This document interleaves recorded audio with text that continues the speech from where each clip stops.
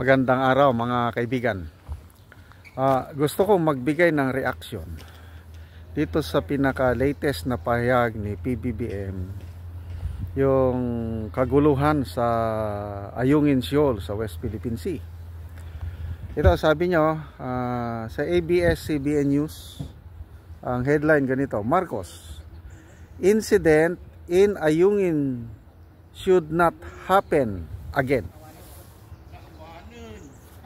Binisita niya ang mga tropa ng ating Western Command doon at pinarangalan ang ating mga Navy sailors. Dapat nga lang naman, dahil napakahirap ang kalagayan ng ating mga tropa doon.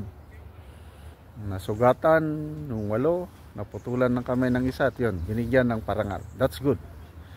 Kaya lang sa kanyang speech sa ating mga tropa, sabi niya hindi na dapat maulit ito. It should not happen again. So inisip ko, anong ibig niyan sabihin? Yung it should not happen again, yung resupply hindi na mangyayari ulit? Hindi pwede. Tuloy-tuloy lang resupply kasi hindi natin talaga pwedeng pabayaan yung BRP Sierra Madre. Atin yan. Okay, yung territorial rights natin yan. So very critical itong next RORE, rotation and resupply. So ibig niya sabihin hindi na maulit yung nangyari na banggaan, yung nangyari na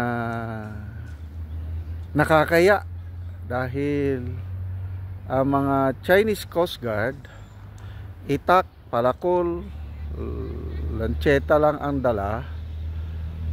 Ang atin is armado, mga the best sa Navy, yung SOG, Special Operation Groups, ang nag-escort. Tapos wala lang, epic failure yung resupply na yun, napigilan. So anong ibig niyang sabihin yung hindi na mangyari? Sa next resupply, laban na. Sabi niya, hindi daw tayo ang unang puputok eh. So ang Chinese, ano sa tingin nyo? Magbabago ba sila ng approach sa next resupply mission? O ganun pa rin o mas matindi pa? Nako po, ang China, ano na,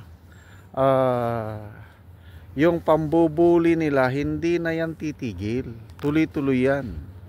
Lalo na itong nangyari, itong latest na RORE, resupply. Nako, natatawang mayon.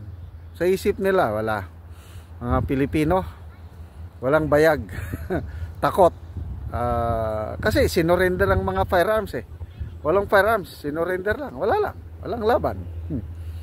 Kaya lalong matapang ang mga Chinese Coast Guard na yung next RORE i-resupply. Yung next RORE is pipigilan nila. So iniisip ko, ano ang nung una maliliit lang na bangka, Coast Guard lang, walang Navy, yon, kinakanyon, water cannon, binabangga, nakakalusot. Mas maganda pa nga nung una eh, yung Coast Guard lang ang in charge with small boats, nakakalusot eh. At nung una, panahon ni Vice Admiral Carlos, mas maganda. May konting sigadot lang, kailang hindi kasing tindi nitong latest na resupply. May nasaktan na. Kaya ako, mas gusto ko si Vice Admiral Carlos. Tanong nga ng isang retired Marine General bakit nirelieve kaagad si Vice Admiral Carlos after 20 successful RORE yung nagawa ni Vice Admiral Carlos. Ang nagtatanong nito si Brigadier General Orlando E. De Leon. 20 successful ROREs yung ginawa ni Vice Admiral Carlos. Tapos nirelieve unceremoniously Ito ngayon, tong bagong Westcom, na nagsagawa sa Rore, purely Navy operation, Coast Guard, hindi na nakialam, failure.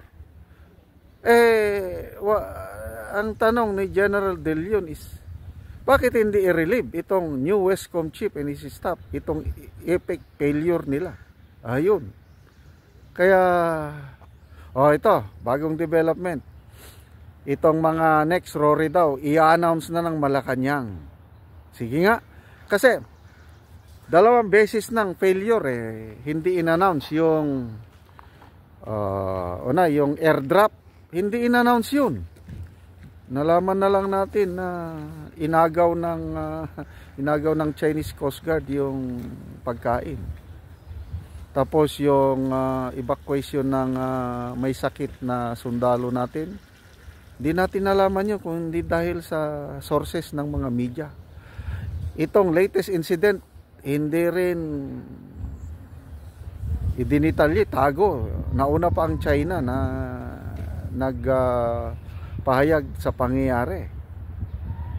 Kaya siguro, para hindi na sila mapaya, yung next Rore mission, i-announce na. Hindi na nila itatago. That's good. So, abangan natin yung next Rore. Anong gagawin?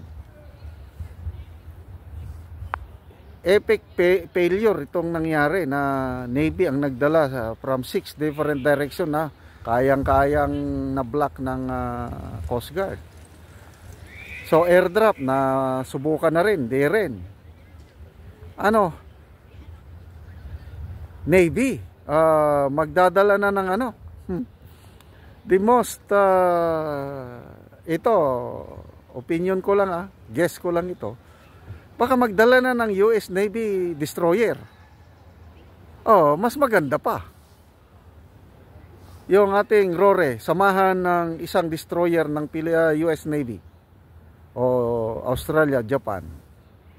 Yun, baka makakalusot yun. Kaya, baka yun ang ibig sabihin ni Pangulong Marcos. Na hindi na ito mauulit.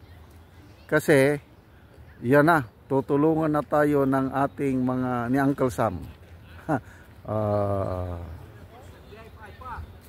Kailan kung magdadala na ng US Navy ships sa samahan ng ating mga Navy, ano naman ang reaksyon ng China? Yun na. Magdadala rin sila ng kanilang sariling Navy ships. Yun, maggirian na yun na. Parang ito at ang gustong mangyari ng US. Yung magkagera tayo dyan. Ito yung ultimate aim ng US. Merong mga merong nabasa kong comment. Ang end game daw ng US, ultimately, matatalo tayo sa Ayungin Shoal. Aalis na tayo dyan dahil wala nang pagkain Yan ang gustong mangyari ng US. Hindi tayo tutulungan, parang ganun pala. Hindi tayo tutulungan ng US. We are on our own hanggang sa gutom dahil walang makalusot na resupply. So mapilitan na aalis tayo. So kung alis tayo sa Ayungin Shoal, yun, mas lalong magagalit ang mga Pilipino. Yun daw ang yun ang end game ng US na matatalo tayo sa Ayungin Shoal. So, kagaya nung nangyari sa Scarborough Shoal, dahil din sa US yun Dahil sabi ng US kay Pinoy administration, okay, back out na kayo. Yung Philippine Navy ship na nandyan sa Scarborough Shoal, atras kayo. Kasi ang China Navy ship aatras din. Ganun ang usapan nagpa-auto tayo sa US noon. Umatras yung ating Philippine Navy na nandyan sa Scarborough.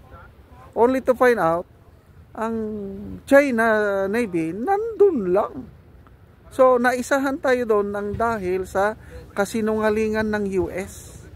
Kaya we lost Scarborough Shoal dahil sa panloloko ng US. Parang nakaganito rin ang mangyari.